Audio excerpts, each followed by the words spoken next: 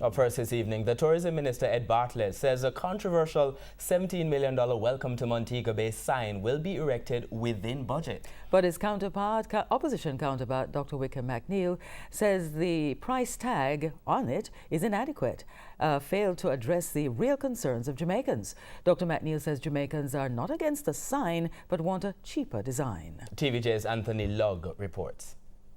On Tuesday, Tourism Minister Edmund Bartlett revealed that a review showed the $17 million allocated for the new welcome sign for Montego Bay St. James was insufficient. But on Wednesday, opposition spokesman on tourism Dr. Wickham McNeil told our news center that the review conducted by quantity surveying firm Davidson and Hanna did not address the main issue. What I've seen is that they're still trying to justify the $17 million estimate expenditure on the side in Montego Bay. I think they're completely missing the real crux of the matter. They're spending $17 million on a sign. We want a good sign, but $17 million is a lot of money. You can spend any amount of money, but where you're having situations with problems in the education system, national security, just the problems we have in Jamaica, the message you send is important. Initially, the tourism ministry said the sign would market Jamaica through tourists taking pictures at the location. But that did not stop the public outcry over the $17 million budget. Dr. McNeil argues that taking pictures could create traffic problems. That's number one.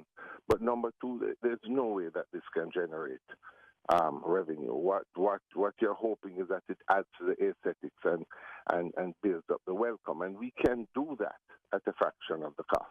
There will be not just the capital cost, but the recurrent cost of this. And I think it's something that we have to look at in how we spend government funds judiciously. In the meantime, the opposition also wants the government to explore options for recovering the cost of the first sign, which was damaged in a motor vehicle crash earlier this year. There must be some accountability. It can't be that persons who have cars, insurances, that they crash, they hit down public assets, and then it is the taxpayers who now have to go and